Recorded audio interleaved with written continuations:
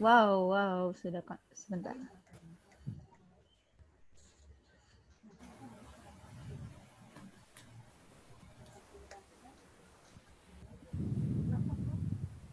Ongoing. Syah, kasih aba-aba ya, Syah. Ya, bentar, Mbak. Oke.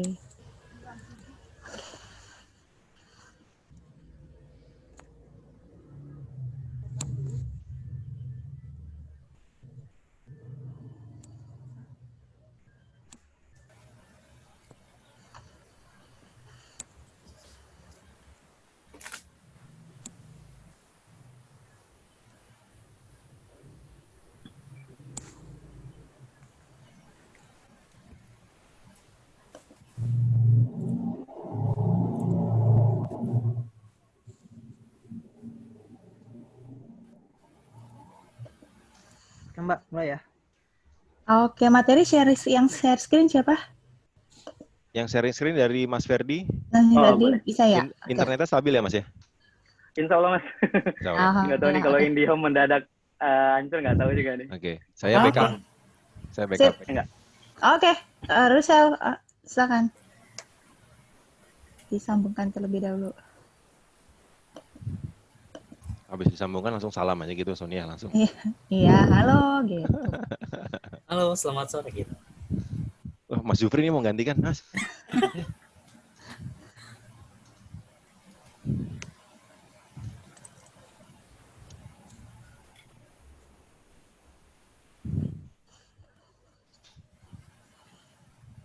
Aduh, kenapa ini? Dulu. Kenapa? Ya. Saya ikutan deg-degan, Jal, kalau lama-lama, Jal. Saya masih berebet banget nih koneksinya. Tunggu ya. Saya coba restart ya. Oke, ntar dulu ya.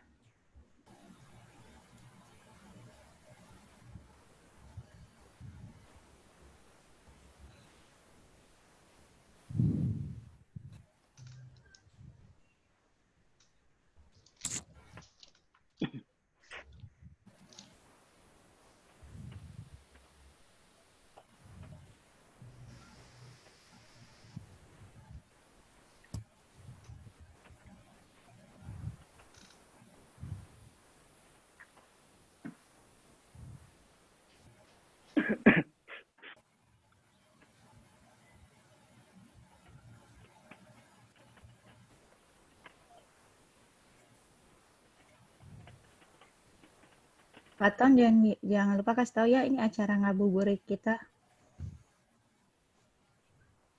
Ini acara ngabuburit ini maksudnya yang berserinya ini rencananya? Iya, jadi nanti pas closingnya ya kayak kita masih ada lagi topik-topik yang lain bersama Mas Ferdi, bersama rekan-rekan komunitas security lainnya. Jadi tetap pantengin informasinya di Facebooknya kita. Oke. Kita selalu security topiknya, Tan? Oh enggak, ganti-ganti berbagai topik. Udah mulai ya?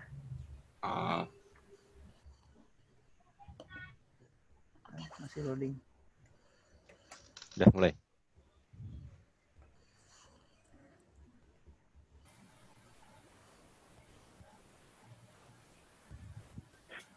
Info, Cel. Udah ya? Mulai. Udah belum, Cel? Udah. Oh, udah. Oke, kita mulai. Halo teman-teman semua, apa kabar? Semoga salam teman-teman semua. Semoga dalam kondisi baik semua teman-teman ya. Sore ini Amin. Sore ini kita akan tetap produktif dengan kondisi PSBB yang ada di Jakarta saat ini. Kita tetap berusaha untuk produktif dan sambil kondisi ngabuburit pada saat ibadah puasa. Hari ini kita akan mulai topik ngabuburit acara dari Proxys Bistek untuk membahas mengenai bagaimana sisi keamanan dari video conferencing. Topik ini nanti akan dibahas oleh salah satu tamu kita yang bernama Pak Ferdiansyah. Beliau ini adalah salah satu dosen di Universitas Palembang, Bina Dharma. Saat ini menjadi dosen untuk jurusan security forensik. Beliau ini juga sedang menimba ilmu S3 saat ini di Universitas Teknologi Malaysia dan masih aktif di berbagai komunitas seperti salah satunya untuk Kementerian Ristek untuk IT Security, kemudian di komunitas Honeynet Project, dan menjadi salah satu chapter di Sumatera Selatan. Kemudian beliau ini juga tergabung dalam ethicalhacker.id dan telah berpengalaman kurang lebih dari 10 tahun di bidang IT Security. Nah, narasumber kita yang kedua yang akan berdiskusi dengan Pak Ferdi ini yaitu Pak Ade Lanin. Beliau ini adalah IT Security Spesialis dari Proxys Bistek. Beliau juga telah berpengalaman kurang lebih dari 10 tahun di bidang IT Security. Nanti akan berdiskusi lebih banyak mengenai keamanan video conferencing di tengah kondisi work from home. Tanpa menunggu waktu lebih lama lagi, saya akan mempersilahkan narasumber yang pertama, Pak Ferdiansyah, untuk bisa memaparkan dan juga memulai diskusi terkait dengan topik ini. Silakan, Pak Ferdiansyah. Oke, baik. Assalamualaikum warahmatullahi wabarakatuh. Waalaikumsalam warahmatullahi wabarakatuh. Terima kasih kepada moderator dan kepada Proxys yang sudah memberikan kesempatan kepada saya di sore hari ini di acara Ngabuburit IT ini. Baik, tidak berlama-lama lagi, saya akan langsung share aja materinya. Bentar.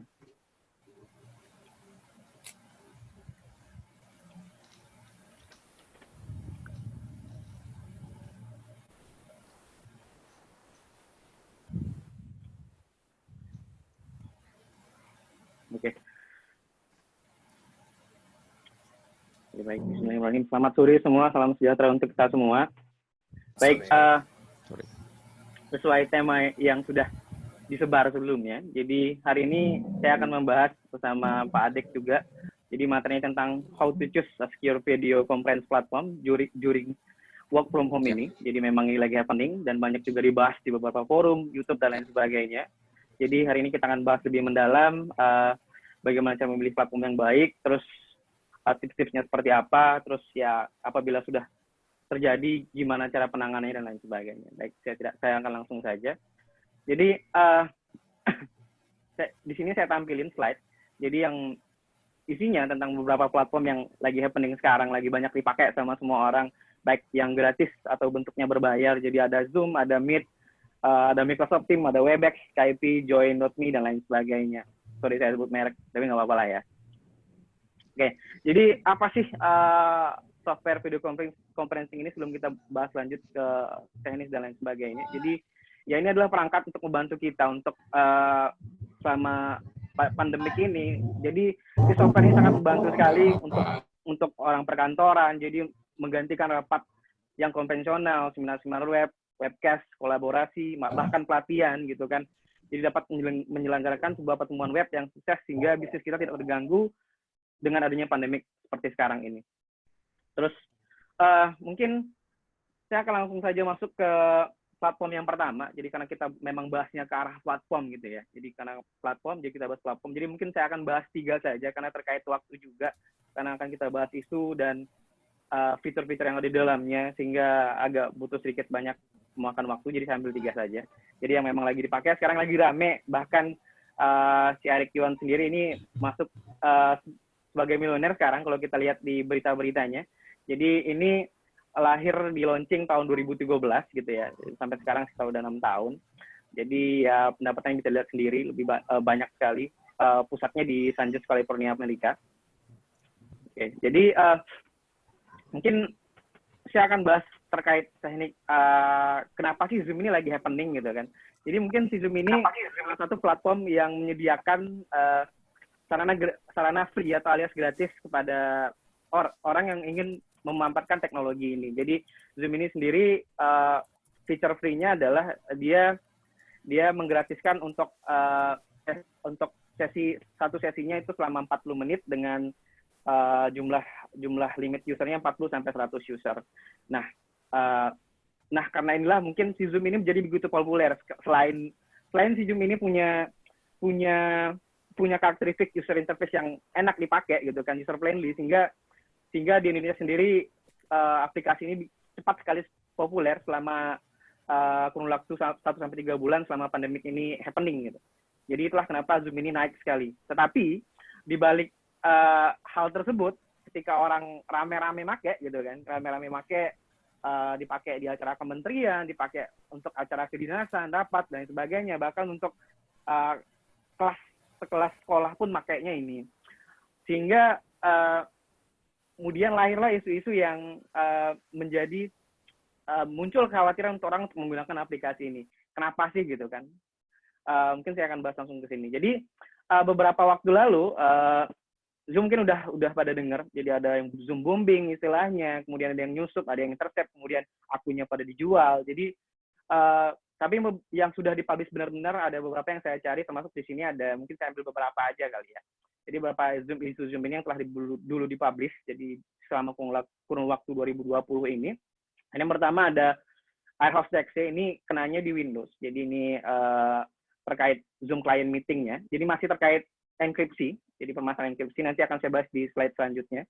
Jadi ada lagi masih di AirXC juga, masih di AS255 enkripsi. Ini teknik enkripsinya. Jadi nanti akan saya bahas lagi. Kemudian ada lagi Zoom client meeting, masih terkait hal-hal tersebut. Terakhir ada di nomor 4 ini di macOS ya. Jadi dia sampai masuk ke mengizinkan local process, jadi menggunakan user privilege yang ada, tapi ya ini memanfaatkan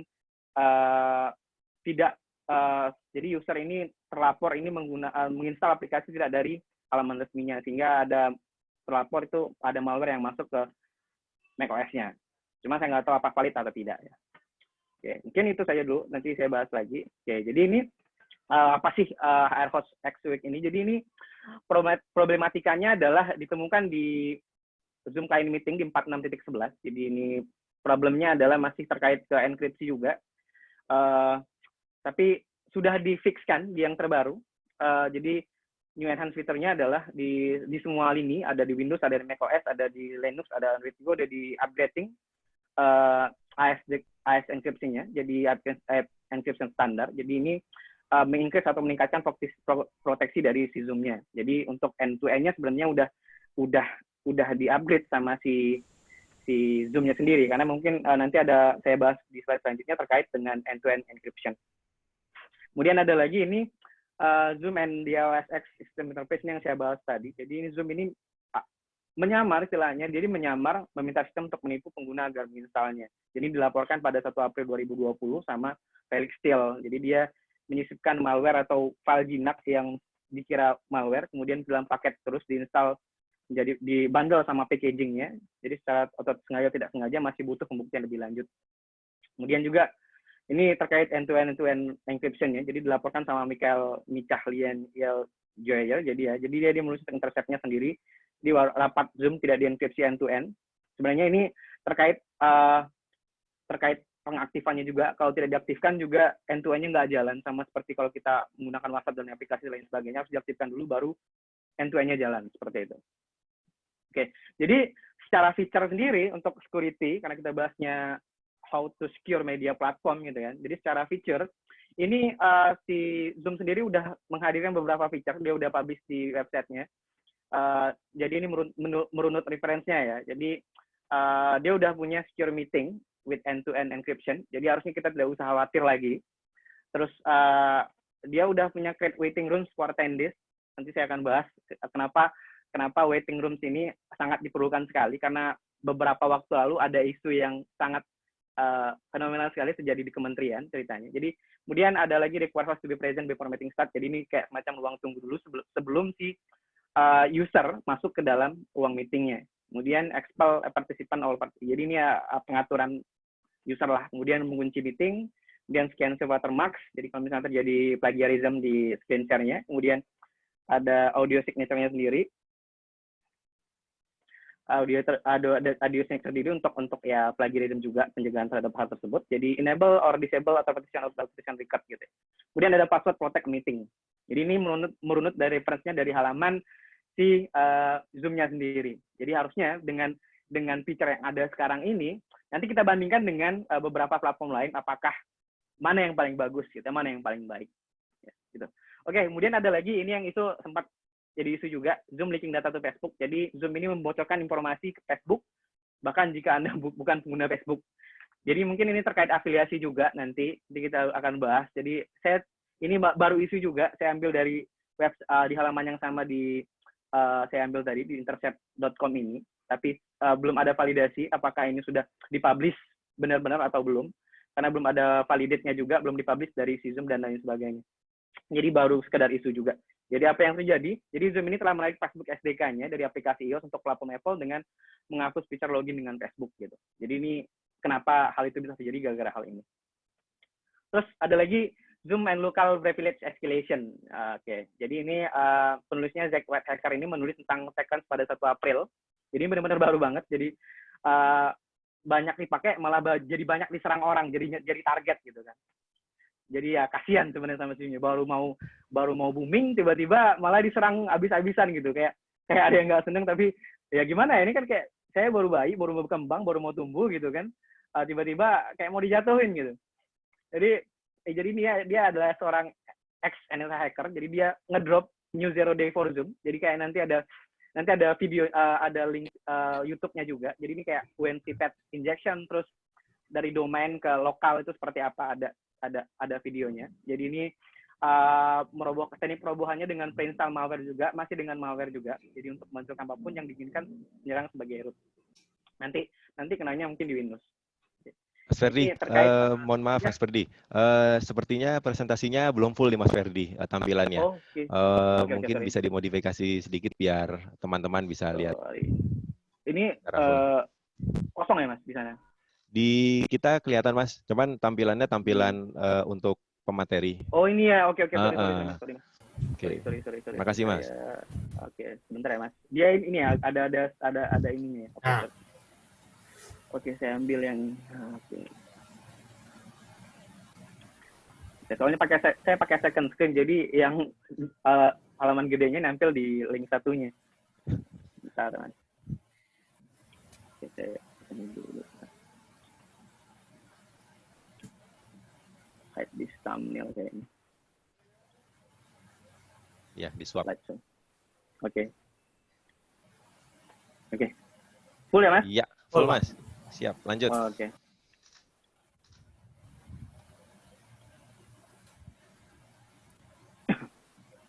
baik, saya lanjut.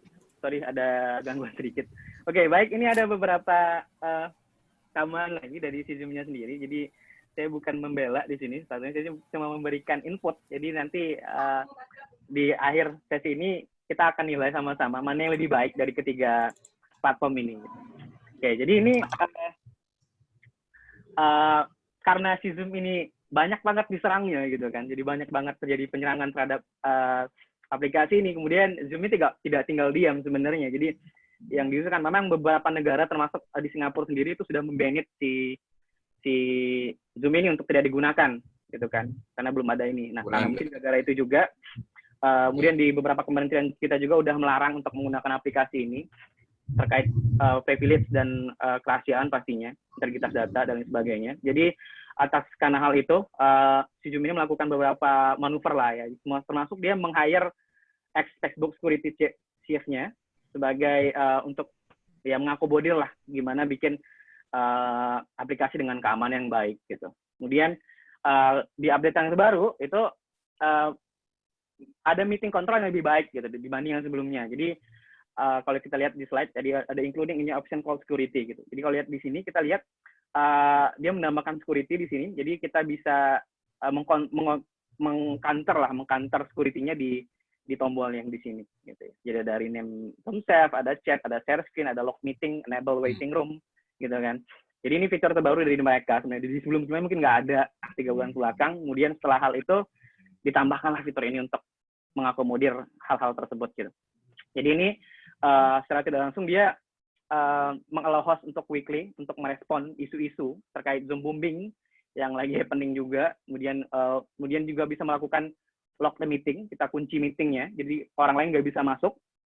Gitu, selain yang memang berhak dikasih izin untuk masuk ke dalam room meetingnya, gitu kan. Kemudian tujuannya ya itu tadi, tujuan dari security icon-nya adalah mengganti invite button yang sebelumnya cuma untuk invite diganti untuk security control. Kemudian meeting ID ini will no longer display. Jadi ini balik lagi tapi ke pengguna juga. Jadi kalau mau ditampilin enggak ya enggak. Ini tambahan fitur aja untuk controlling screen-nya biar kantornya lebih baik, Oke, nah ini terkait isu juga. Jadi ada beberapa telahan saya ini dari BSSN juga. Jadi saya ambil tarik dari grup BSSN, kemudian saya tergabung dalam sana juga. Jadi saya tarik.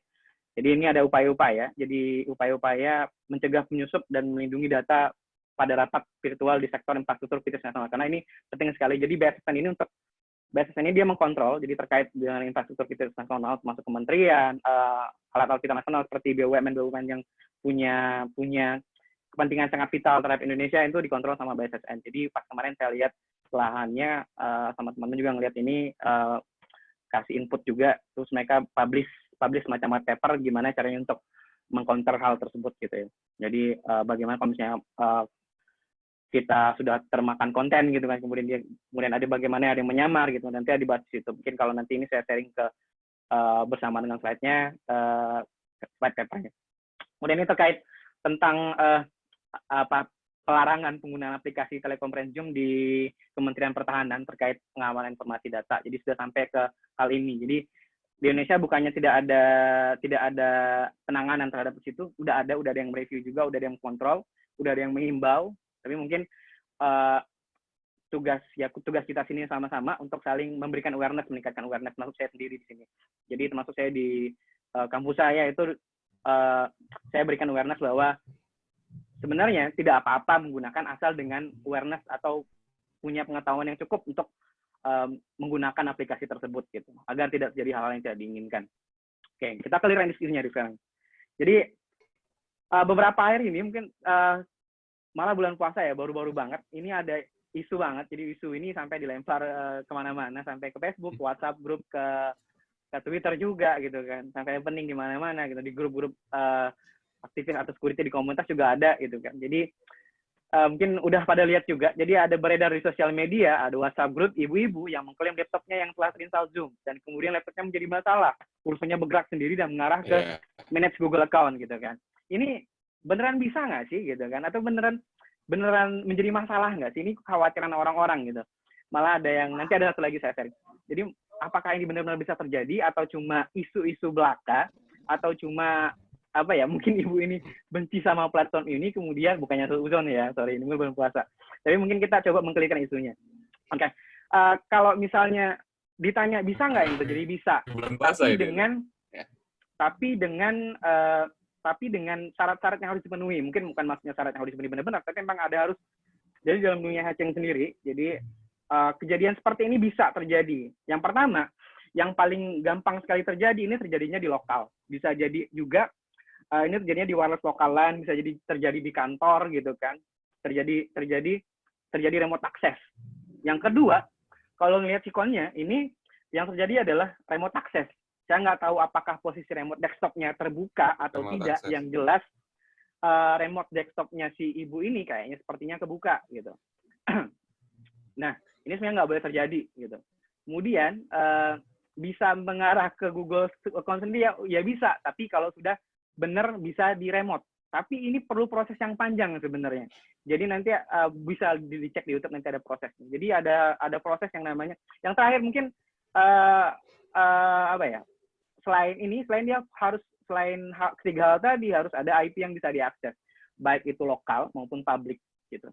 Jadi kalau dibilang lokal ya mungkin tahu sendiri lokal area network. Tapi kalau kita bicara publik, misalnya saya pakai Zoom di sini, ibunya di Bandung sana, saya nggak tahu IP-nya, nggak bisa saya akses juga gitu.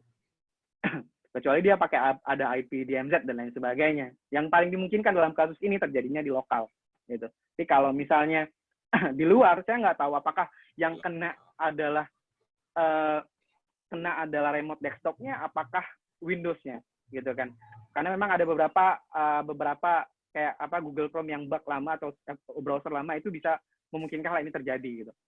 Jadi Google-nya browser-nya dimanfaatkan sebagai untuk intercept ke dalam situ, disipin malware, nanti si Google-nya bisa Chrome-nya bisa disadap. Nah, kalau saya lihat ini kayaknya di posisi remote desktop-nya karena kursinya bergerak sendiri. Itu sih mungkin yang perlu di-clear-kan dari problem si ibu ini gitu. Jadi tidak perlu khawatir. Jadi malah kemarin Profesor Budi Raharjo, itu profesor di ITB, itu dia sempat juga dia sama aktif di dunia security juga, lebih senior dari Zero Legend lagi. dia sampai membahas ini juga. Dia bilang ya harus ada hal-hal yang saya bahas tadi harus terpenuhi. Jadi kalau dibilang aman ya ini aman, tapi untuk kebutuhan video conferencing selama ini kayaknya aman. Ya bukan kayaknya sih, memang aman untuk kebutuhan video selama untuk kebutuhan video conferencing ini aman. Tapi kalau untuk kebutuhan lain-lain, untuk chatting, untuk kebutuhan mengakomodir hal-hal yang tidak sepatutnya digunakan di sini, kayaknya tahan dulu gitu. Oke, untuk isu ini sampai di sini dulu, nanti saya bahas, kita bahas lagi kalau ada yang masih bertanya. Oke, kemudian ini linknya, jadi saya sempat explore ke YouTube, ada 2 link dengan ini yang uploadnya berbeda-beda. Jadi ada yang pertama ada From Zoom to Domain Controller. Jadi ini sebuah bug, dia memanfaatkan responder ini namanya responder, kemudian dia intercept ke dalam melalui chatboxnya si Zoom. Kemudian yang satu lagi yang saya lupa saya bahas di sebelahnya, harus ada action click di situ. Harus ada action di user yang jadi target gitu. Kalau si usernya nggak melakukan action tersebut, itu si handshake-nya atau nggak ada komunikasi itu nggak akan terjadi. Nah, salah satunya di sini. Jadi kenapa misalnya bisa nge-remote, salah satunya bisa di sini. Jadi from Zoom to domain controller. Jadi kurang lebih dia bisa melakukan tersebut 15 menit selesai. Dia bisa nge-remote si desktop tersebut gitu. Jadi caranya adalah dia dari OS kali Linux itu, dia jadi sebagai attacker, kemudian dia create semacam server yang isinya trojan malware yang akan disisipkan ke dalam target. Dia kirim ke chatbox, yang salahnya adalah si target membuka dan terjadilah percakapan atau handshake di situ. Kemudian seperti kita lihat, mungkin nggak terlalu jelas, tapi mungkin nanti lihat di slide aja, nanti saya share. Dia mencuri NTLM usernya. Jadi network NTLM ini semacam hash ya, isinya hash. Jadi telecommunication juga, ini protokol sebenarnya. Jadi menggunakan ada klien, username sama hash. Nanti setelah hal tersebut selesai, udah bisa di-copy atau si NTLM-nya udah bisa dicuri dari si target, nanti di-crack pakai hashcat. Dan ini butuh proses juga. Dan kalaupun bisa, yang jadi masalah adalah proses pemecahan passwordnya. Kalau misalnya gampang ya cepat, mungkin 1, 2, 3, 4, 6, 5 menit selesai gitu. Tapi kalau misalnya rumit ya bisa 1 abad juga. Nah, mungkin dalam kasus yang sebelumnya tadi, selain password yang lemah, kemudian Windows-nya juga nggak update saya lihat. Jadi saya lihat karena Windows 7 sendiri mau dihentikan update-nya, update security-nya dan sebagainya. Kemudian ya mungkin pot tambahnya, karena Windows itu langganan banget, pot 445-nya tambahnya itu jadi target attacker gitu. Mungkin dari sana bisa masuknya. Nah, untuk sebelahnya juga sama, demo Zoom dia pakai UNC Pad Injection, yang saya dipublish juga di CVE tadi, UNC Pad Injection, hampir sama tekniknya dengan sama banget sama teknik ini. Dia create link dari responder, dia kirim chat inbox-nya, kemudian diklik action, nanti dilakukan actionnya di server gitu, atau di attacker di situ. Oke, itu untuk pembahasan si ibu-ibu tadi. Oke, kemudian ini baru banget, jadi pas saya publish poster untuk present di sini, kemudian tiba-tiba ada yang chatting, ada yang direct message ke saya gitu kan. Jadi assalamualaikum Pak, ada mau bantuannya Pak. Jadi sedikit ini saya pakai meeting buat aplikasi Zoom, terus udah beberapa kali tiba-tiba gerak sendiri. Ini iPhone case-nya beda lagi dengan si Windows tadi gitu. Tolong bantuannya, saya sudah uninstall Zoom-nya tapi masih juga kejadian gitu, terus bergerak sendiri kursornya. Mungkin kita bisa lihat sedikit lah ya, ini nggak panjang. Nanti dia buka WhatsApp, terus WhatsApp-nya scroll sendiri.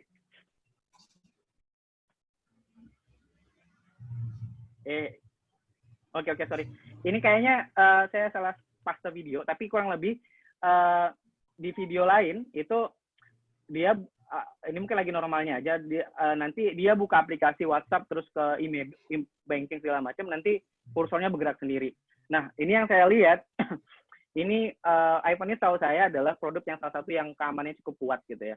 Jadi kalau misalnya kejadian pun, apalagi ini di mobile, hampir sama case-nya dengan si desktop version tadi, jadi harus punya syarat yang terpenuhi gitu. Jadi nggak bisa tiba-tiba bisa ngeremotnya nggak bisa, perlu take over, perlu mengambil alih si ponselnya, kemudian ya mungkin saja si Zoom-nya nyisip ke aplikasi bisa, malware-nya nyisip ke aplikasinya bisa, sangat bisa sekali. Tapi ya mungkin tidak melalui Web Store, mungkin dia download Zoom-nya mungkin dari halaman yang berbeda, tidak di halaman resmi. Itu bisa terjadi sekali. Nah, kemudian yang kedua ya bisa saja mungkin dia tergabung di LAN lokal yang penuh dengan hacker bisa jadi ya. Dan tapi sejauh ini yang saya tahu, ini nggak tahu mungkin ada tambahan dari Mas Ade nanti atau dari yang lain terkait hal ini. Apakah ada yang sudah berhasil melakukan remote desktop atau take over dengan Zoom ini melakukannya langsung ke mobile device seperti ini. Jadi memang saya pasti, tapi mungkin kalau di video yang satunya itu benar kayak ada gerak sendiri, dia geser-geser sendiri. Saya analisanya bahwa si touchscreen-nya rusak sebenarnya, tapi mungkin kebenaran aja dia habis install Zoom-nya gitu. Cuman dia mungkin itulah orang Indonesia dikit-dikit ya ada cocok logi yang bilang karena mungkin si Zoom ini isinya udah besar, jadi dikait-kaitkan gitu. Itu sih, mungkin untuk kasus ini seperti itu. Jadi termasuk dia udah karena posisinya seperti ini, padahal posisi udah di mode plane atau di mode pesawat juga, hal ini masih terjadi gitu. Jadi kayaknya kalau mode pesawat juga masih terjadi, kayaknya nggak mungkin. Jadi nilai saya mungkin touchscreen-nya yang rusak, saya bilang ke orang tersebut gitu. Sejauh ini seperti itu. Tapi mungkin kalau mungkin ya kita nggak tahu. Tapi mungkin kalau ditanya bisa terjadi ya mungkin aja bisa terjadi. Hampir sama case-nya dengan si desktop. Tapi mungkin perlu proses yang lebih rumit lagi. Gitu. Oke, ini terkait lagi dengan Zoom bombing nih yang kemarin gitu kan. Zoom bombing ada penyusup video porno di rapat virtual Zoom Matic. Nah, sorry agak ekstrem ngomongnya. Jadi ini ada rapat, jadi yang diadakan sama Dewan TIK Nasional lah ya istilahnya. Jadi ini kolaborasi stakeholder-nya. Kemudian tiba-tiba ada penyusup yang masuk ke sana. Yang saya lihat di situ, yang pertama adalah saya lihat langsung di situ karena memang dia di-share di Instagram, di Facebook-nya juga ada. Jadi dia nge-share meeting ID sama password-nya di situ. Duan itu adalah mungkin salah satu faktor juga kesalahannya. Kalau memang kondisinya memang mau semua orang bisa masuk ya, mungkin yang harus aware di sini adalah si adminnya. Udah dibahas juga sama seorang ahli di sini sama Mas Alfon, dia menjelaskan bahwa admin komprehensi Worktina tidak mengaktifkan fitur waiting room di Zoom. Yang saya bahas tombolnya ada di aplikasi update terbarunya, atau bisa juga Zoom-nya tidak update. Jadi sehingga dia tidak tahu ada fitur itu. Jadi ketika seorang mau masuk ke dalam virtual meeting-nya, hal tersebut membuat penyusup dengan mudah langsung masuk aja terkait dengan hal ini, gitu kan. Kemudian mungkin tidak ada proteksi juga untuk ngizinin orang ini berhak atau enggak sharing screen di situ, gitu kan. Tiba-tiba sharing screen video ya wajar gitu kan. Jadi karena memang tidak ada proteksinya kurang baik lah. Mungkin dari sisi user maupun adminnya atau dari moderator yang mengatur si room meetingnya itu dari acara One Thickness ini. Jadi fitur One Thickness room ini bisa diaktifkan dan dimatikan sesuai kehendak admin sebenarnya. Jadi dari penyelenggara si Zoom itu sendiri, penyelenggara meeting di Zoom. Jadi jika fitur ini diaktifkan, jadi pengguna yang masuk itu akan terlebih dahulu berada di daftar tunggu sebelum dia masuk diizinkan oleh admin, gitu. Itu terkait Zoom booming ada di Indonesia gitu. Nah itu mungkin selesai di Zoom. Nanti kita bahas selebihnya lagi, mungkin ditanya jawab ya. Kemudian ada Webex meeting. Jadi ini salah satu yang saya gunakan selain Zoom juga. Saya pakai dua ini untuk keperluan mengajar, berkomunikasi dengan teman-teman juga saya pakai ini. Di Webex meeting. Jadi Webex ini punyanya si perusahaan Cisco yang udah terkenal, perusahaan besar di Amerika juga, di San Jose. Nggak di San Jose, di Amerika. Jadi ini beberapa CVE yang udah saya coba cari. Ternyata tidak banyak yang saya bisa dapat di sini. Jadi terakhir itu ada CVE tahun 2019, ini kan Exec Kode XSS. Mungkin ini tidak kenanya di aplikasi web meetingnya, mungkin di aplikasi meeting tapi di web browser gitu ya. Kemudian ada beberapa vulnerability di web framework-nya juga dari Mod Effector, tapi mungkin sudah di-fix karena ini lama banget 2018 Exec Kode XSS gitu kan. Tapi alhamdulillah tidak store XSS ya. Kalau store XSS mungkin masuk database-nya dia. Ini enggak, dia execute aja. Dia bisa dieksekusi tapi enggak store di database-nya si Webex gitu. Ini saya lihat lebih ke aplikasi webnya. Tidak ada yang membahas ke spesifik ke aplikasi Webex meeting-nya. Kenapa bisa dibilang cukup aman? Saya lihat, nah ini dia vulnerability turnover time-nya. Jadi 2019 cuma 1, 2018 agak banyak 8, jadi 2019 1, 2020 belum ada sama sekali. Dia belum tahu apa memang belum dipublish atau seperti apa. Tapi memang belum ada, cuma satu. Dari 2015 sampai 2019. Oke, kemudian saya lihat lagi ternyata banyak hal yang udah di-fix sama dia, termasuk ini high security clause. Jadi ini yang existing di WebEx player dan WebEx network ini. Jadi ya ini terkait arbitrary code execution, tapi tidak ya termasuk high security vulnerability juga, tapi dia tidak menyentuh ke aplikasi meetingnya secara langsung atau video conference-nya. Dia menyentuh ke WebEx player sama network recording player-nya. Udah di-fix release-nya. Jadi terakhir 2020 udah fix-nya, udah di-fix di versi 40 gitu ya. Gitu ya. Kemudian ini WebEx security model. Jadi kita mungkin udah paham Cisco ini perusahaan besar, dia aware sekali tentang security. Jadi dia udah pasang multi-layer di sini, sudah pasang end-to-end encryption do. Jadi kalau kita lihat pola encryption-nya jelas, ini dijelaskan di website-nya. Jadi tidak mau orang menelawang lagi, bertanya lagi si WebEx ini aman apa enggak. Dia udah pasang duluan mekanisme seperti apa. Jadi ada hex, ada WebEx host, ada participant, nanti bertukar sharing key, public key, encrypted, semantic key, tapi harus diaktifkan terlebih dahulu. Nanti WebEx clause bertukar di situ, nanti end-to-end encryption-nya jalan. Ini kurang lebih yang mereka lakukan untuk pengamanan dari sisi end-to-end encryption, gitu ya. Tapi ada limitasi di sini. Jadi kalau diaktifkan ada beberapa fitur yang tidak support, kemudian harus join dulu before host-nya jalan, gitu kan. Kemudian teleference video endpoints-nya mungkin agak sedikit melambat juga. Kemudian Cisco Webex Meeting Web App mungkin limitasinya di situ juga. Kemudian Linux sekalian, karena memang di Webex sendiri itu untuk Linux dia tidak ada aplikasi seperti desktop seperti ini. Jadi masih menggunakan aplikasi menggunakan web browser gitu. Tahu saya di Linux seperti itu. Ini ada network based recording, mungkin agak sedikit lambat atau lamban gitu ya. Kemudian remote computer sharing juga mungkin dibatasi di situ. Kemudian upload share file to meeting space-nya juga mungkin dibatasi sama si Webex-nya kalau end-to-end encryption-nya aktif gitu. Kemudian ada Meet. Jadi sementara untuk Webex nggak ada isu ya. Jadi di Indonesia nggak ada isu, cari-cari di luar juga nggak ada isu. Jadi masih aman-aman aja orang pakai. Dan fiturnya juga dia gratis. Jadi untuk gratis sendiri dia menyediakan limitasi 100 orang. Kemudian untuk waktunya, tahu saya sih saya kurang tahu, saya belum pakai lebih dari 1 jam sih ya, mungkin lebih dari sana kayaknya. Itu sih fitur gratis. Jadi cukup banyak juga yang dipakai Webex ini karena terkait security-nya juga. Kenapa banyak orang yang ngalihnya ke Webex gitu. Kemudian ada Meet. Ini buatan Google. Jadi udah mungkin udah ada yang gunain juga. Jadi dia punya protection untuk mencegah atau membius atau block hijacking attempt, permintaan yang menghijak untuk mencoba masuk ke dalam si meeting room-nya. Kemudian dia punya pengembangan keamanan yang baik, access control juga yang baik. Jadi bisa dibaca di blognya langsung nanti. Oke. Jadi bedanya sama yang lain si Hangout Meet ini adalah kalau si Zoom case-nya dia pakai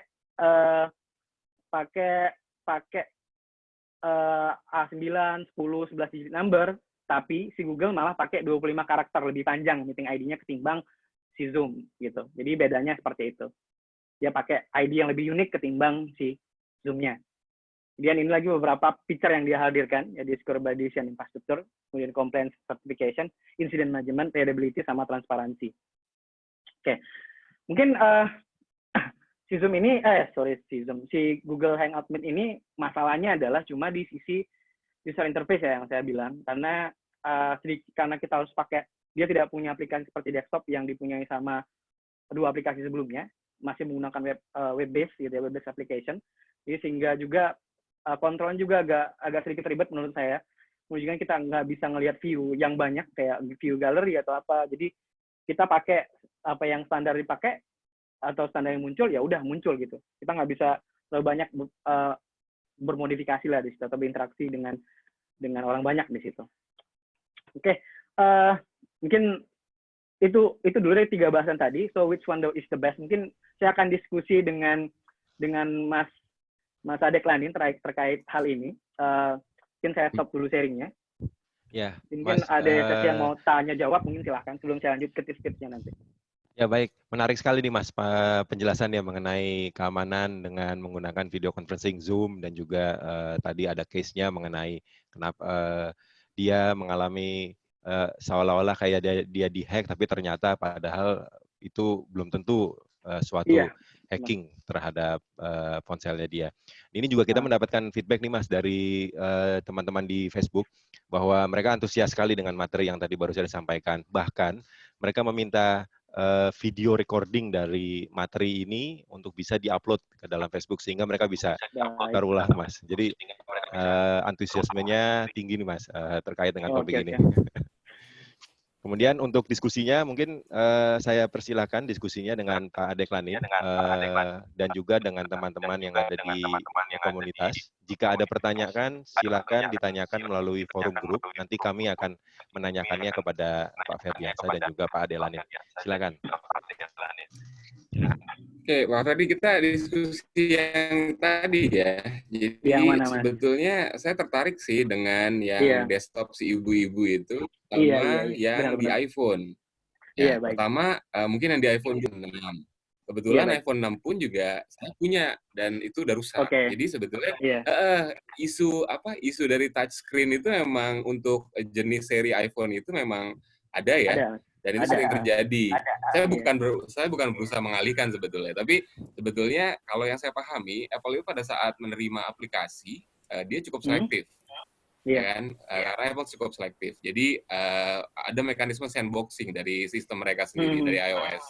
Sehingga sangat kecil kemungkinan untuk bisa diambil alih langsung gitu. Apalagi dengan cuma sekedar tampilan yang mungkin si penggunanya kurang aktif melakukan update segala macam. Jadi faktornya banyak sih. Faktornya banyak kalau menurut saya. Tapi menariknya itu adalah pemahaman setiap pengguna terhadap aktivitas atau kadang-kadang mereka latah dalam arti Zoom lagi heboh nih. Zoom lagi banyak dianggap jelek nih. Akhirnya mereka mencoba ikut-ikutan keramaian. Iya, jadi kalau saya ceritain sedikit Mas, jadi saya udah bilang bahwa touchscreen-nya mungkin dia terus ngirim-ngirim video-video yang sama gitu. Dia kayak ya orang Indonesia cepat panik gitu kan, dia kayak nget-nget tapi Pak udah berlebihan gitu kan. Iya gitu kan. Terus coba uninstall berapa kali loh Pak gitu kan. Udah berapa kali, terus saya lihat kok masih juga gitu kan. Sampai dia ngirim video berapa kali, ada 4, 5. Mungkin saya pasti yang salah.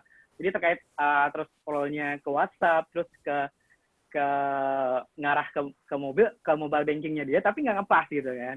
Tapi nggak ngepas. Saya lihat gini, yang saya jelaskan udah sama seperti yang Mas jelaskan juga, Mas Adik lainnya jelaskan. Jadi kalau ngebahasnya kalau dari aplikasi Zoom-nya langsung gitu kan, apalagi kalau dia downloadnya dari Play Store gitu kan, kayaknya hal tersebut agak jauh. Agak susah ya gitu. Karena dari untuk masuk ke App Store-nya Apple itu susah gitu kan. Beda dengan mungkin OS sebelah gitu kan ya. OS sebelah yang mungkin apa-apa bisa masuk gitu kan. Beberapa ya saya mulai takutnya nanti ada yang kesindir jadi rasis gitu. Jadi kalau sebelah itu mungkin banyak sekali aplikasi yang duplikat gitu kalau kita lihat di ininya. Gitu kan. Sementara kalau kita App Store, kalau kita cari satu kata kunci Zoom, itu udah satu aja gitu yang keluar gitu. Kalau dicari nggak ada itu nggak mungkin lebih dari satu. Kalau misalnya dicari nggak ada, ya nggak ada aplikasi itu emang belum bisa diterima ke dalam situ gitu kan. Dan ini pun pengalaman saya sama developer programmer, ya itu masuk ke sana itu susah gitu. Nggak bisa sebulan, 2 bulan, 3 bulan langsung bisa masuk gitu. Iya, kemudian tiba-tiba masuk ke sana, ya berarti emang udah verified dari Apple-nya gitu kan. Sudah verified. Google pun juga begitu kan? Iya, dan kalau justifikasi si Zoom-nya saya kasihan gitu kan. Bukan bukannya membela gitu, tapi kalau justifikasi semuanya salah si Zoom gitu kan. Dikit-dikit segera uninstall Zoom-nya gitu, bla bla bla. Dikit-dikit security ya, kasihan dianya. Gitu kan. Iya, sebenarnya harus sering meng-clearkan dari sisi cintanya juga gitu kan. Dikit-dikit ini ngarahnya ke Google account saya gitu, ngarahnya ke e-banking saya gitu kan. Padahal ya dari mana gitu kan. Iya, sebenarnya mungkin yang agak menarik mungkin dari sisi ibunya tadi ya. Saya nggak tahu apakah kondisinya dia menggunakan IP public gitu kan, sehingga dan satu lagi yang belum saya bahas mungkin akun yang terafiliasi. Mungkin nanti kita bahas di tips-tips aja mungkin. Mungkin ya juga akunnya itu terafiliasi sama si Zoom-nya sehingga udah kejadian kena juga sehingga sampai ke akun Google-nya udah mungkin juga udah kena juga gitu. Mungkin sampai ke sana mungkin udah kenanya dia. Tapi mungkin yang saya rancu adalah di sini mungkin ya itu problemnya masih antara dia menggunakan IP public atau kenanya di lokal gitu, lokal area. Mungkin itu. Dari Mas Tarik ada tambahan. Ya, kalau di lokal menggunakan, betul, kalau dari lokal dapat IP lokal yang bisa dilihat oleh pengguna lain di jaringan yang sama, itu masih memungkinkan. Tapi kalau aksesnya remote menggunakan IP publik, lumayan ya. Maksudnya upayanya lumayan panjang, karena koneksi publik pun juga tidak secepat koneksi lokal. Terus benar. Kalau misalkan tadi proses hackingnya itu ya, perusahaan percobaan eksploitasinya pun juga harus melakukan beberapa tahap gitu loh, sampai dapat dulu, bisa mendengar percakapannya, itu pun juga langkah-langkah yang lumayan panjang. Iya gitu kan, lumayan panjang gitu kan. Jadi lagi-lagi sebetulnya kalau dari 2 kasus itu tadi ya yang coba kita bahas, sebetulnya kembali ke perilaku dari penggunanya sih. Kalau saya beberapa kali misalkan lagi diskusi gitu ya dengan orang-orang, yang seringkali jadi aspek paling rentan ya dari segala macam, mau itu mesin, teknologi atau manusia, itu sebenarnya manusianya. Iya benar Mas, benar banget. Iya kan? Sebetulnya manusianya. Maksudnya kita bagaimana perilakunya. Kalau kami sempat nih di tim saya dan rekan-rekan di tim, itu kami melakukan riset dulu sebelum kami mencoba menggunakan si Zoom. Ambil contoh Zoom ya. Karena kami menggunakan Zoom sahabat ini. Apa aja sih yang ada di belakang, kontrol apa aja yang bisa kita lakukan gitu loh. Iya, itu perlu tuh ditelusuri sebetulnya satu-satu. Jadi sebagai pengguna kita tuh harus mawas sebetulnya. Itu aja. Terlepas dari teknologinya, dari triknya, dari kerentanan yang ada, kita sebagai pengguna mawas dulu aja. Kalau kita sudah membiasakan diri untuk mawas, kayak tadilah itu ruangannya waiting room-nya nggak dinyalain gitu ya. Benar gitu kan. Iya. Jadi nggak ada kontrol gitu, kendalikan dulu aja. Kalau misalkan sudah dikendalikan, nanti paling tidak dari si developer Zoom-nya mereka rilis lagi, mereka berikan lagi patch-patch terbaru. Terus kalau misalkan dibandingkan dengan nama-nama besar yang tadi kedua gitu ya, ada Cisco, ada Google, oke lah, Zoom masih pemain baru dan masih banyak celah-celahnya. Nah, pun juga kan keunggulan-keunggulan ini kan membuat pasar jadi lebih menarik sebetulnya. Ini ibaratnya menghindari monopoli kan, sehingga betul menghindari monopoli gitu. Jadi kompetitor ada, kompetisi ada, masing-masing pun juga ada. Gimana sih Zoom-nya kan untuk menghadapi hal ini gitu kan, tinggal dianya apakah mau sama-sama maju atau ketinggalan. Tapi kalau saya lihat sih dia ada respon terkait hal ini gitu kan. Ya, itu aja sudah kelihatan loh. Maksudnya dari Zoom, maksudnya kita bukan lagi-lagi mau berusaha menjual Zoom ya di sini ya. Tapi memang lagi hangat dibicarakan gitu kan. Lagi happening banget. Sehingga orang banyak yang salah kaprah antara mereka memang pro atau mereka kontra atau mereka juga hanya penonton aja. Iya. Gitu. Ya sebenarnya itu tadi ya, kalau balik ke ini balik ke user, balik ke admin penggunanya, controllingnya gitu kan. Iya. Betul. Malah kalau misalnya pahami dulu aplikasinya dulu, pahami penggunaannya, jangan asal ada aplikasi baru terus pakai gitu, mau digunakan karena memang lagi happening ya. Iya. Nggak bisa diganggu gitu kan, kebanyakan gitu. Orang adaptasi tapi nggak riset dulu gitu, atau nggak nanya dulu gitu kan. Lagi untuk kelas Dewan TIK Nasional, mestinya sih hal itu nggak terjadi lah gitu ya. Gitu ya. Tapi mungkin ya udah terjadi mau gimana lagi gitu kan. Tapi mestinya nggak ada laporan dari dewan tersebut, ada yang ngisi-ngisi mungkin ada pembobolan akun, nggak ada, alamnya seperti itu.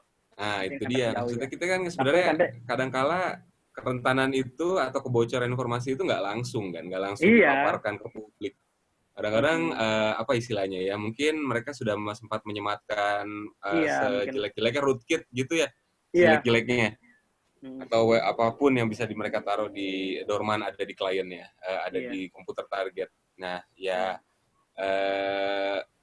biasakan itulah. Maksudnya saya seringkali walaupun tidak mau langsung turun ke bahas isu teknis, ya biasakan aja dulu manusianya itu untuk paham sebetulnya apa sih makhluk yang digunakan oleh kita untuk berinteraksi atau produktivitas hari-hari.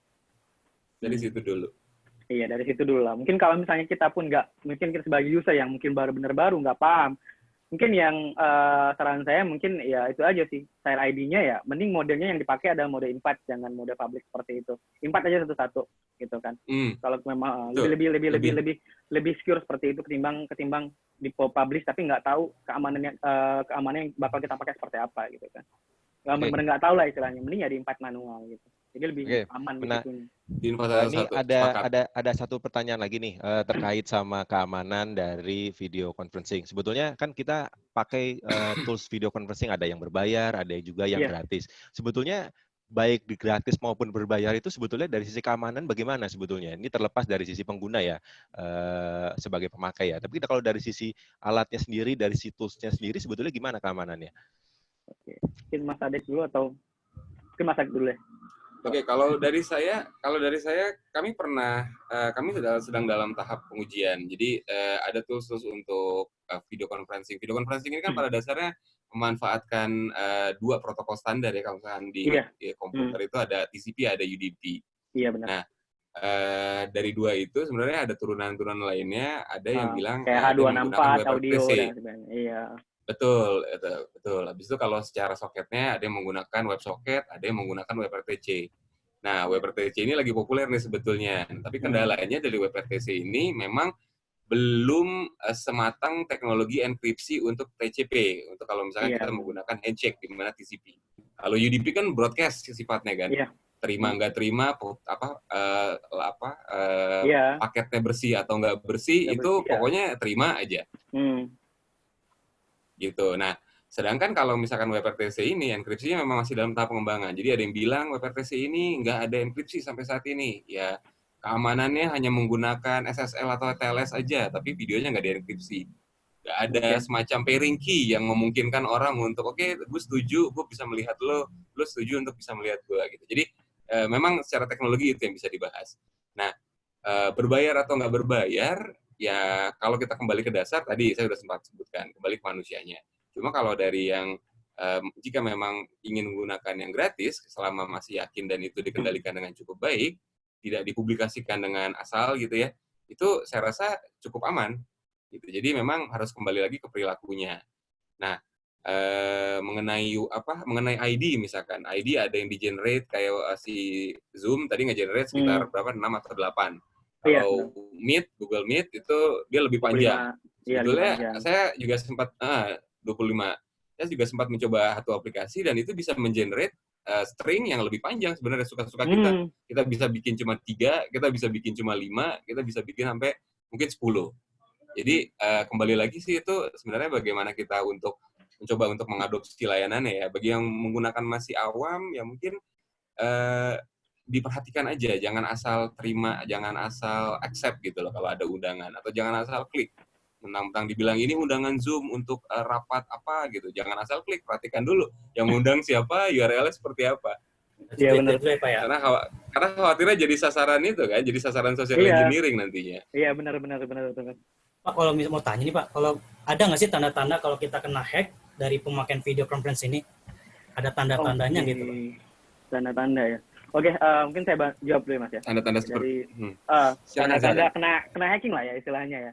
Oke, kalau tanda-tanda hacking sebenarnya hacking ini sebenarnya sudah saya bahas, harus ada action clicking Mas. Jadi trojan atau malware bentuknya atau rootkit atau apapun dalam situ nggak bisa langsung jalan kalau tidak ada action click dari user atau target gitu kan. Nah, jadi masalah adalah yang masalah adalah ini tinggal balik-balik ke usernya. Jadi harus mawas lah istilahnya ya.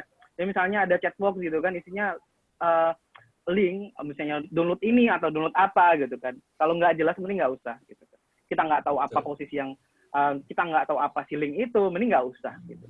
Lagi misalnya kita nggak tahu, mungkin kita sering ikut webinar atau apalah ya, mungkin sejenis ini. Kan partisipannya banyak gitu kan, kita nggak tahu apa yang diobrolin di situ, kemudian mungkin ada yang mungkin ya social engineering lah ya, mungkin tipe-tipe MLM, mungkin mau mendapat 100 juta silakan klik link ini gitu kan ada yang seperti itu, mungkin ada yang tertarik gitu. Itu paling bahaya itu. Kita ngeri kan?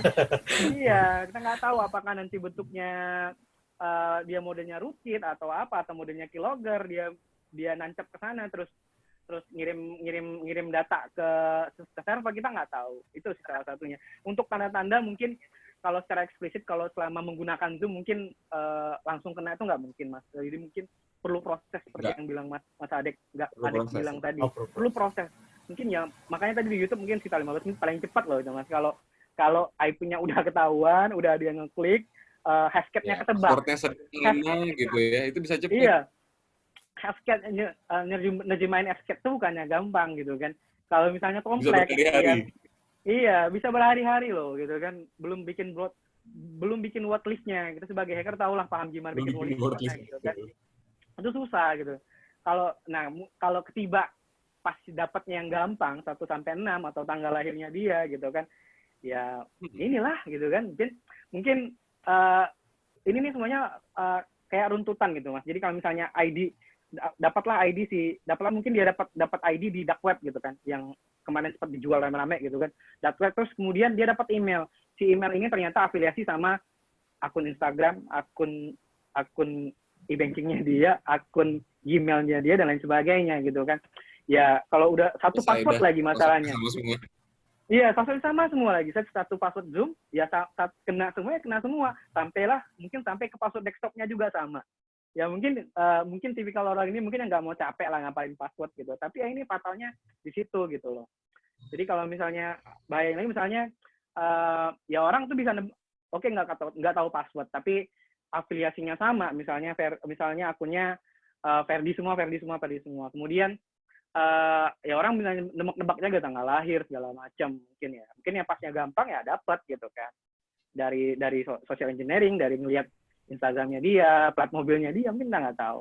Tapi ya kalau untuk notifikasi misalnya kena kayak misalnya kalau di antivirus misalnya ada misalnya suatu merek kasih notifikasi Anda kena virus, ya nggak ada juga sih, kecuali memang si rootkit tersebut sudah terdeteksi ke dalam si database-nya si antivirus tersebut, yang takutnya malah itu yang jadi masalah kayak yang tadi zero day gitu kan, memang belum ada masuk kemana-mana, belum di riset orang, belum dimasuk ke database virus, ya itu kalau zero day ya belum ada solusinya gitu kan, tunggu di fixin dulu rame-rame baru bisa kalau masuk ada notifikasinya gitu kan. Iya gitu kan, kita korban pertama gitu ya lah gitu kan. Ya dulu jadi korban pertama emang. Oke, mungkin ada dari Mas Adek ada tambahan.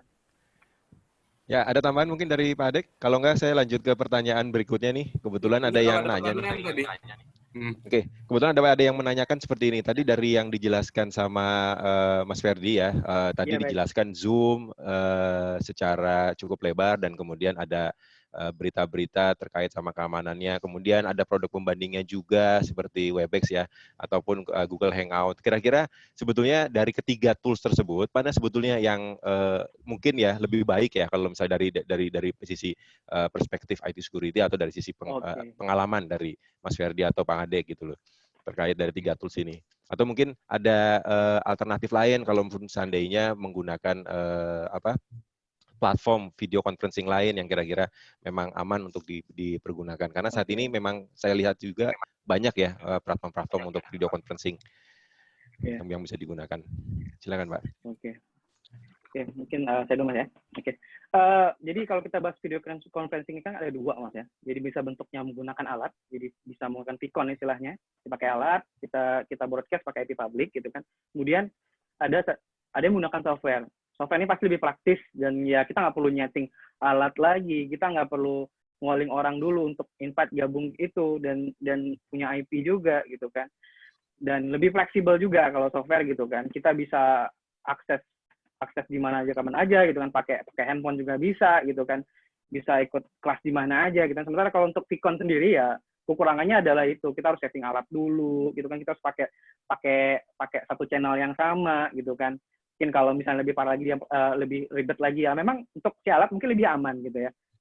Kita bisa setting VPN di situ, kita bisa pakai aplikasi yang channel lah yang memang benar-benar disarankan untuk keamanan gitu kan. Tapi ya kita kalau bicara di perusahaan kadang-kadang ngomongnya soal budget, apalagi ya terkait pandemik ini kan ya orang nggak mau ribet-ribet beli alat dan segala macam. Akhirnya solusinya alternatif mungkin ke software tadi. Dari ketiga tadi mungkin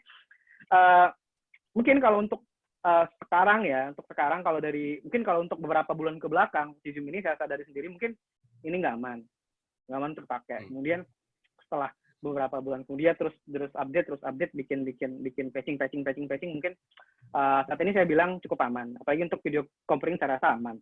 Tapi kalau yang untuk mungkin udah berpengalaman sekali ya, udah berpengalaman malah melintang di dunia security, dunia infrastruktur, mungkin si Webex dan si Google mungkin lebih secure dari si Zoom ini gitu. Tapi kalau bahas ke fleksibilitasnya, mungkin si Webex jauh lebih mengungguli hal tersebut. Untuk fleksibilitas mungkin Zoom sama si Webex mungkin 11-12 lah. Dia punya aplikasi mobile sama punya fasilitas gratis juga sama. Malah si Webex kasih free-nya lebih lagi dari si Zoom malahnya, seperti itu. Jadi gratis bikin account trial, tidak bayar apapun. Jadi orang bisa join meeting sampai 100 orang, sementara si Zoom cuma 40. Kemudian sudah aktif fitur end-to-end security-nya udah jalan gitu kan, tinggal diaktifkan saja. Kemudian punya fitur waiting room juga sama, sementara si Zoom mungkin agak ketinggalan, tapi sudah mengambil langkah lah untuk melakukan hal yang serupa gitu. Ya saya bilang dua hal ini yang oke lah dipakai untuk sekarang ini bisa dipakai gitu. Tapi mungkin kalau yang lebih trust, mungkin untuk trust dan mungkin punya long term support yang lebih baik, mungkin kayaknya Webex lebih unggul. Itu sih kalau dari saya ya. Mungkin tambahan dari Mas Adek. Terima kasih Mas. Silakan Pak Adek. Bagaimana tanggapannya? Saya lagi berbagi pengalaman sedikit ya sebagai tambahan ya. Maksudnya kalau untuk produk-produk yang tadi mungkin saya lebih cenderung kepada yang sudah lebih lama kayak Google atau Cisco dibandingkan Zoom. Atau kalau misalkan Zoom memang pilihannya karena trennya lagi ada nih sehingga barang baru, siapa sih yang nggak pengen pakai barang baru? Semua orang pengen juga kan. Sebetulnya gitu. Nah, kalau saya pribadi sendiri sebenarnya dalam mengimplementasikan atau menggunakan suatu platform, pendekatan saya selalu agak ke kiri-kirian ya, sayap kiri ya, di mana saya coba adopsi open source gitu loh. Sebetulnya aplikasi yang bersumber terbuka pun juga ada bagi orang-orang yang punya keterampilan atau organisasi lebih melek gitu ya, untuk coba implementasi atau instalasi sendiri. Kami tuh di internal kami menggunakan ada Jitsi, mungkin sudah pernah dengar juga. Jitsi itu fleksibilitasnya juga lumayan luasa. Maksudnya kalau kita mau integrasikan ke Active Directory, ke LDAP, itu bisa. Sehingga untuk jadi control login. Pun nanti fitur-fiturnya juga mirip lah kurang lebih. Ya, jadi sebetulnya ini selera lagi, kembali lagi selera. Benar Mas, selera. Betul, selera. Kembali lagi ke selera. Ada yang ingin ringkas, ya udah pakai Zoom lebih ringkas. Ada yang ingin ringkas karena udah lebih kandung sebagai orang yang lebih suka dengan produk-produknya Google, ya pakailah Meet gitu kan. Meet, ya benar-benar. Nah, kalau memang punya waktu dan punya tenaga untuk riset atau ternyata organisasi berkepentingan untuk mengelola datanya sendiri, lalu lintas sendiri, ya pakai yang bisa diinstal sendiri. Iya, benar-benar. Betul. Jadi kalau dari pengalaman saya sempat coba itu Jitsi dan itu diinstal sendiri. Kami coba modifikasi sesuai dengan branding kami.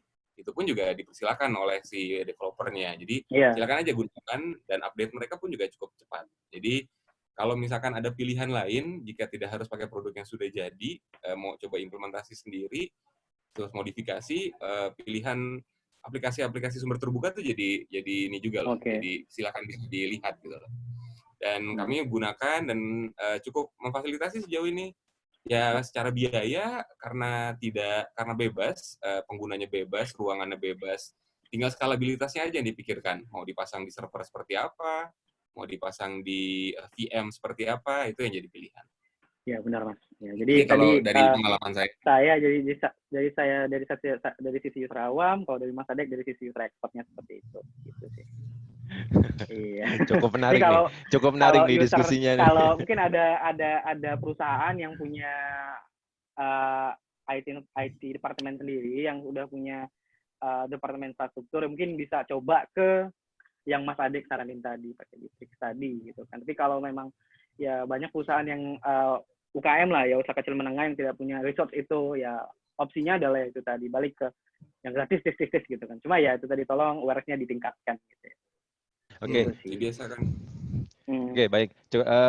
Ini kayaknya diskusi ini bisa kita panjangkan ya. Cuman karena berhubung kita juga mau persiapan untuk mungkin ada yang berbuka puasa, mungkin ada yang acara ngabuburit lain. Jadi mungkin satu pertanyaan terakhir ya dari audiens ya. Kira-kira tips apa yang kira-kira bisa diberikan nih dari Mas Ferdi dan juga dari Pak Adek Lanin terkait dengan pemakaian dari video conferencing dan bagaimana supaya aman nih tipsnya nih biar bisa dipakai oleh pengguna.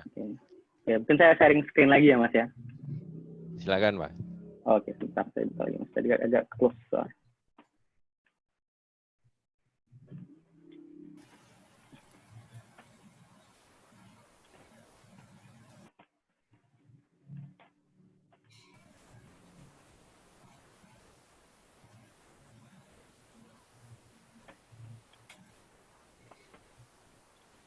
Oke, screen-nya full nggak Mas?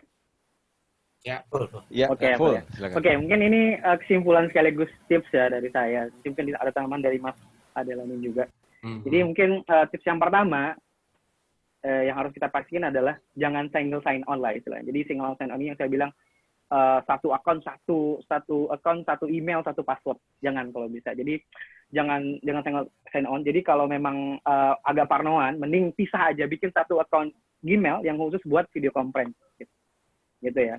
Tapi kalau memang perlunya untuk kebutuhan kantor dan kantor menyarankan untuk menggunakan akun Gmail untuk atau akun yang terafiliasi dengan perusahaannya, ya silakan tolong diamankan di akunnya sendiri gitu kan, atau dicabut dulu yang terafiliasi sama Instagram, sama mobile banking dan sebagainya. Yang kedua mungkin ya itu tadi ya, hampir sama dengan pertama, jangan afiliasi dengan medsos apapun dan e-wallet apapun, ini bahaya.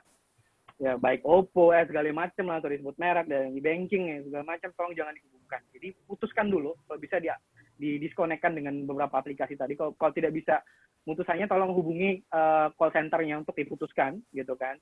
Karena ya terkait itu, kalau memang emailnya digunakan untuk video conference dan tidak bisa diganti lagi. Tapi kalau masih bisa diganti, ya mending diganti dulu lah, jangan dipakai lagi gitu ya. Kemudian terkait yang misalnya udah terdeteksi kayak udah parno, udah kayak misalnya kayak ibu-ibu tadi atau kayak mas-mas tadi yang udah ngerasa kursornya udah jalan-jalan sendiri gitu kan, udah PC-nya udah restart sendiri, ya mending benar-benar di lockdown kali ya istilahnya, dikunci mati emailnya, dibikin password yang udah nggak yang benar-benar orang lain nggak tahu lagi, kemudian dikunci mati, di deactivate aja mending. Kemudian yang kena kayak PC, kemudian mungkin ponselnya juga diganti semua ada passwordnya, mungkin dilihat lagi atau di scanning dengan virus juga, mungkin kali ada yang lengket gitu ya. Kemudian yang ketiga mungkin biasakan logout habis menggunakan aplikasi. Takutnya kayak di beberapa OS itu multitasking-nya tetap jalan kalau misalnya tidak di close secara manual, kayak di macOS atau di Linux itu dia akan tetap jalan kalau tidak di close secara manual, di F3 segala macam lah gitu. Itu tapi kalau di Windows mungkin otomatis dia logout atau apa gitu. Jadi biasakan logout, pastiin benar-benar dia logout gitu. Logoutnya masih ada yang jalan. Kemudian mungkin yang keempat, matikan service RDC-nya. Jadi remote desktop communication selama menggunakan Zoom. Ini penting sekali buat yang parnoan tadi. Mungkin di Linux kalau ada juga mending dimatiin, mungkin di macOS juga sama, dicari-cari kalau misalnya pakai PLC. Kalau saya kalau di Mac nggak ada yang default aktif, di Linux juga nggak ada gitu kan. Kalau kita setting aktif ya harus dimatiin dulu. Kalau kebiasaan ini di Windows biasanya kalau sering lupa atau apa gitu kan, mending dipastiin dulu sekali lagi sekarang ini gitu kan. Kemudian yang kelima, jangan menggunakan IP public yang dapat diakses secara global tanpa proteksi yang baik gitu kan.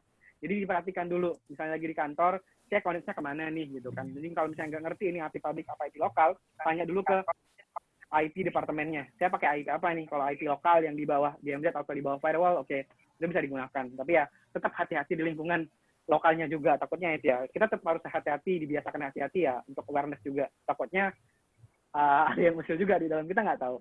Kemudian yang keenam, hati-hati terhadap link atau file yang dikirim melalui chatbox aplikasi conference, ini yang penting.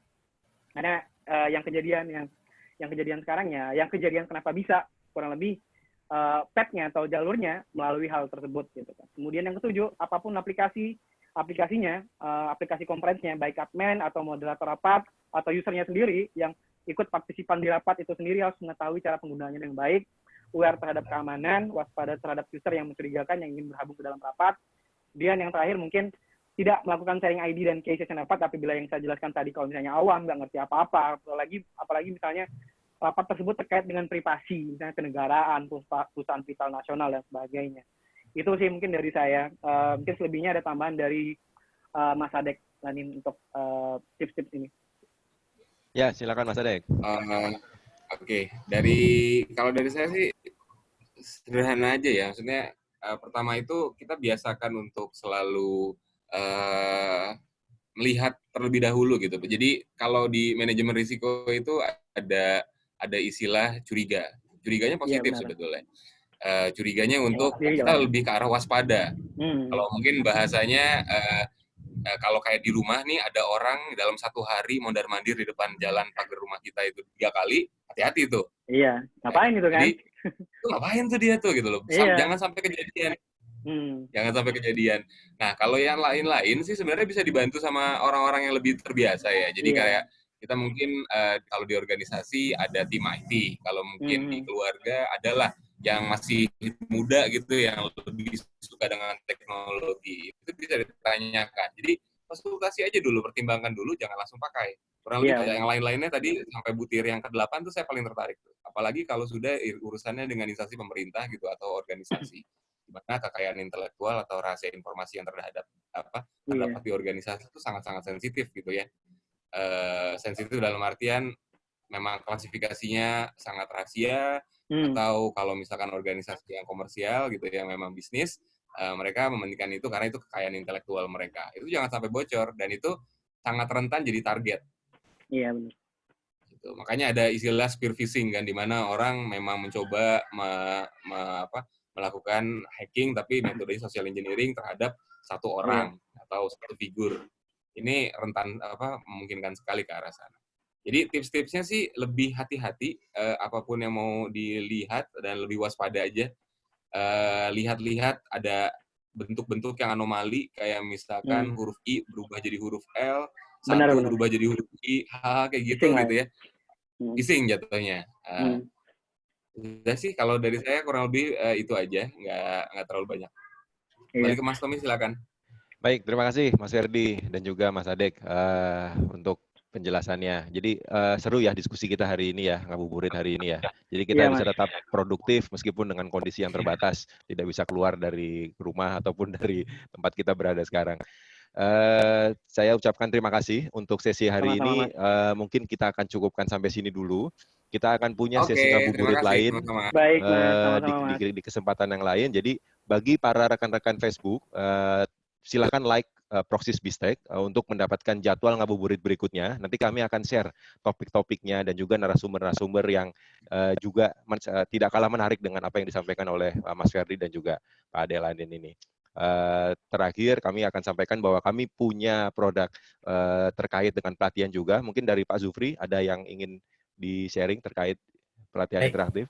Baik, terima kasih Pak Tommy. Mungkin sangat menarik ya Pak tentang kayak Zoom, aplikasi Zoom ini. Kita juga ada kegiatan buat pekan depan nih Pak tentang for educator dan ILD menyajikan infografis di pekan depan. Mungkin bisa aja lihat di jadwalnya di itjd.org. Bisa langsung hubungi atau di Instagram kami di itjd governance ini. Itu aja Pak. Baik dari saya. Ini sangat cukup menarik supaya yang di live streaming Facebook itu bisa menerapkan dia tuh. Jangan sampai terjadi sesuatu lah. Betul. Nanti kita akan upload video ini ke dalam Facebook dan juga Mas Ferdi kalau seandainya boleh kami mau minta izin bahwa apakah materi ini boleh kami unggah ke dalam Facebook untuk bisa boleh Mas, sangat boleh saya izinkan. Oke, baik. Terima kasih atas waktunya Mas Ferdi dan bagi teman yang lain sampai jumpa di ngabuburit berikutnya. Terima kasih Pak. Terima kasih Pak. Terima kasih Pak. Sampai ketemu.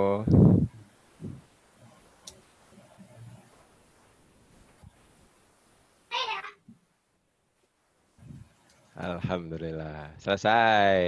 Alhamdulillah.